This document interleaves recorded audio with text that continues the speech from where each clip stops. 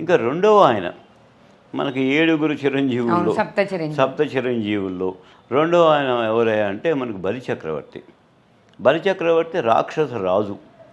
ఆయన కూడా చిరంజీవే. ఎలా చిరంజీవిగా ఉన్నాడు అంటే ఎన్ని చెడ్డ గుణాలున్నా ఒక మంచి గుణం ఉందండి. భగవంతుడు ఎప్పుడు కూడా ఎన్ని చెడ్డ గుణం ఒక్క మంచి గుణం ఉన్నా చాలు, ఆ మొత్తం చెడు గుణాలన్నీ పక్కన పెట్టి ఆయన దయ చూపించే మనస్తత్వం భగవంతుడికి ఉంది. అది ఏంటంటే దానగుణం. దానగుణంతో పైగా ఇప్పుడు కూడా నిష్కామ కర్మ చేయాలండి. దానం కూడా ఆశించి చేయకూడదు. దానాన్ని ఏదో ఒక ఆశించండి. మనం వెంటనే ఏది లేకుండా, ఏ ఆశ లేకుండా, ఏది లేకుండా నిష్కామంగా చేయాలి దానం. అది కానీ ఈయన బలిచక్రవర్తి లోకకంఠకుడు. ఎలాగైనా ఏంటంటే నేను గొప్పవాడిని అనిపించుకోవాలి అన్న ఉద్దేశంతో దానం. అయితే విష్ణుదేవుడికి తెలిసింది, ఆయన లోకరక్షకుడు కదా ఆయన. అందుకని విష్ణుదేవుడు ఏం చేశాడు, వామన అవతారం ధరించాడు. ఎందుకని అంటే బలిచక్రవర్తి యొక్క మనస్తత్వాన్ని బాగా అధ్యయనం చేసిన వాడు విష్ణుదేవుడు. బలిచక్రవర్తి ఏంటి, అవతల వాడిని తక్కువగా అంచనా వేస్తాడు, చాలా చులకన భావంతో చూస్తాడు, చాలా తేలిగ్గా చూస్తాడు అన్న ఉద్దేశంతో వామనుడుగా వచ్చాడు. వామనుడుగా వచ్చాడు అన్నప్పుడు ఈ బాలుడే కదా ఏంటిలే అనుకున్నాడు. పాపం ఇక్కడ శుక్రాచార్యుడు వారు గురువుగారికి సందేహం ఉంది బలిచక్రవర్తి మీద. ఎందుకని ఆ రోజున ఆయన జాతకం ప్రకారం కొంచెం కష్టకాలం వచ్చే అవకాశాలు ఉన్నాయి. ఏదైనా సరే మనం ఏమైనా పెద్దవాళ్ళు చెప్తే వినాలి, పెద్దవాళ్ళు చెప్పేది ఆచరించినా చేయకపోయినా వినాలి. గురువుగారు అంతవరకు ఆయన కాపాడి ఆయన చెప్పినట్లు శుక్రాచార్యుడు చెప్పాడు, ఇవాళ దానం చేయొద్దు అని చెప్పాడు ఆయన. ఏ దానం చేయొద్దు, ఇవాళ ఒక్కరోజుకి ఓపిక పట్టిన ఆయన అంటే వినకుండా పైగా అహంకారం, అది కూడా అతిశయం. నాలాంటి దానకర్ణుడు, దాన గుణం కలిగిన వాడు, నేను అవతల వాడు నో అని చెప్పనా, నేను లేదని చెప్పనా అనేటటువంటి ఉద్దేశంతో ఏదైనా ఇవ్వగలను అనే అతిశయం.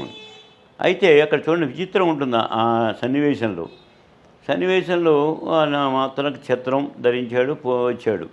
అప్పటికి ఈయన మా గురువుగారు అనవసరంగా చేదస్తంగా చూస్తున్నాడు. ఈయన ఏం చేయగలడు, నేను ముల్లోకాలకు అధిపతిని నేను, నన్నేం చేయగలడు ఈయన అని చెప్పి కొంచెం అహంకారంతో ఉన్నాడు. ఉండి ఏమి ఇవ్వగలను అని అడిగాడు ఆయన అడిగాడు. అంత బ్రాహ్మణుడి భక్తి ఉంది, మళ్ళీ వేద బ్రాహ్మణుడి భక్తి ఉంది, కానీ లోపల అతిశయం కూడా ఎక్కువ ఉంది. ఏమి ఇవ్వగలను అంటే చూడండి విచిత్రంగా ఉండి ఆయన ఏమి ఇస్తావు అని ఆయన అడిగాడు. ఏదైనా ఇస్తానని చెప్పి ఈయన అన్నట్ట. ఏదైనా ఇస్తానంటే అక్కర్లేదు, నాకు 3 అడుగుల ప్రదేశం చాలు అన్నట్ట. అప్పటికే నేను గమనించాలి కదండి, ఈ కోరికలో ఏదో ద్వంద్వార్థం ఉంది, దీని వెనకాల ఏదో ఉపాయం ఉందని ఆలోచించాలి. 3 అడుగుల అదేంటి, నేను ముల్లోకాలు రాదు, నన్ను 3 అడుగులు అడగడం ఏంటాయా అని చెప్పి అనుకుని సరే అన్నాడు. సరే తర్వాత విషయం మనకు తెలిసిందే. మొత్తం ఒక్కసారిగా విష్ణువు యొక్క ఏంటంటే అవతారం అన్నది, బలిచక్రవర్తి యొక్క అవతారం అన్నది భూమి ఆకాశం ఉంది. భూమి మీద పాదాలు ఉన్నాయి, ఆకాశంలో శిరస్సు ఉంది. అలా శిరస్సు చూసే అప్పటికి అర్థమైంది నాకు. అప్పటికైనా పశ్చాత్తాపడాలి కదా, ఇది విష్ణుమాయ, విష్ణుదేవుడు చేస్తున్నాడు. ఆయన మంచివాడే, మామూలుగా మంచివాడే, కానీ ఈ దుర్గుణాలు ఉన్నాయి సరే, అరిషడ్ వర్గాలు, వీటి వల్లే ఆయన కొన్ని ఇబ్బందులు పడ్డాడు. అయితే అక్కడ జరిగినటువంటి విషయం ఏంటి అంటే మొత్తం భూప్రపంచాన్ని ఒక పాదంతో ఆయన మొత్తం ఆక్రమించేశాడు. 2వ పాదంతో ఆకాశాన్ని ఆక్రమించాడు. 3వ పాదం ఎక్కడ పెట్టాలి అని ఆయన ఈయన్ని అదే పదే అడుగుతున్నాడు. ఎందుకని విష్ణుదేవుడు ఒక ఆలోచన ఏంటి అంటే పదే అంటుంటే విసుగొస్తుంది. విసుగొచ్చి ఏదో ఒకటి చెయ్యి అంటాం మనం మామూలుగా. ఏదైనా వాడు పదే పిల్లలు గట్టిగా అడుగుతుంటే ఏదో ఒకటి చెయ్యి అంటాం. ఆ రకంగానే నా 3వ పాదం ఎక్కడ పెట్టాలి అంటే కొంతమందికి ఇప్పుడు సందేహం రావచ్చు. భూమి మీద ఆకాశంలో అన్నారు కదా, అందుకనే వాళ్ళు ముగ్గురు కూడా మధ్యలో, మన భూమికి ఆకాశం మధ్యలో ఉన్నారు. వాళ్ళు మధ్యలో ఉన్నారు, గ్రహమండలాల మధ్యలో నిలబడ్డ ఇద్దరు కూడా. ఎందుకంటే భూమి దానికి ఇది లేదు, ఆకాశంలో లేదు. అందుకని అప్పుడు వెంటనే నా శిరస్సు మీద పెట్టమన్నాడు. కోపంలో ఉన్నాడు పాపం. అక్కడ కూడా కోపమే. దాంతో అదే ఒక అవకాశం వామనుడికి భూమిలోకి పాతాళంలోకి తొక్కేశాడు. సరే, ఇక్కడ చిన్న సందేహం చెప్పండి. కొంతమంది ఈ కథ విన్నప్పుడు అడిగిన సందేహం, భూమి మీద ఒక అడుగు అయిపోయింది, ఆకాశంలో ఒక అడుగు అయిపోయింది. వామనుడికి 2 కాళ్ళే కదా సార్, 3వ అడుగు పెట్టే యోగశక్తి అండి అక్కడ. ఓకే, వామనుడికి యోగశక్తి మనలాగా కేవలం 2 పాదాలు పాదాలు కాదు.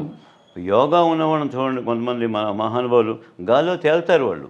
ఓకే, మీరు కూర్చున్న ఆసనంలో మనం చూసాం కొంతమంది యోగులు. అవును. ఆ యోగులు ఇప్పుడు తక్కువ, వాళ్ళు గాల్లో కూడా చేయగలరు. అలా ఇద్దరు, ఇటు బలి చక్రవర్తికి ఆ యోగశక్తి ఉంది, సరే వామనుడికి ఉంది. ఇప్పుడు ఆయన 2 కాళ్ళు తీస్తే మళ్ళీ మూడో పాదం అనేది అంటే ఇక్కడ పాదాలు ఉంచి, అంటే ఇంకోటి చెప్పుకోవచ్చు మనం, భూమి మీద పాదం పెట్టి తీసేయక, అంటే ఒకసారి పాదం పెట్టాడంటే ఆక్రమించిన లెక్క. అవును కదా, రెండవ పాదం ఆక్రమించిన లెక్క.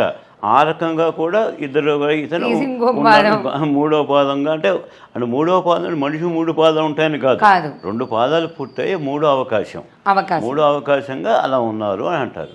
అయితే పాతాళ లోకంలోకి అణగదొక్కిన తర్వాత అప్పుడు బలి చక్రవర్తి కాస్త పశ్చాత్తాపడ్డాడు.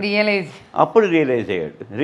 ఏం చేశాడు అంటే, మరి స్వామి, మరి నువ్వు నీకు ఇచ్చిన వరం ప్రకారం చేసావు కదా, నాకు ఏదైనా నువ్వు ఉపకారం చేయమని అడిగాడు. అప్పుడు చెప్పింది ఏంటంటే, ఏడాదికి ఒక్కసారి భూమి మీదకి రావచ్చు, నువ్వు వచ్చి ప్రతి భక్తులు ఆయన బలి చక్రవర్తి కూడా భక్తులు ఉన్నారు, నేను దానగుణంగా ఆయన నుంచి ఏడాది ఒక్కసారి నువ్వు వచ్చి నువ్వు వాళ్ళకు పూజలు అందుకోవచ్చు అని వరం ఇచ్చాడు. అందుకనే ఓనం ఫెస్టివల్ అంటాం మనం. ఓనం అనేది వామనుడికి సంబంధించినటువంటిది. అది వామనావతారం బలి చక్రవర్తికి ఇచ్చిన వరం.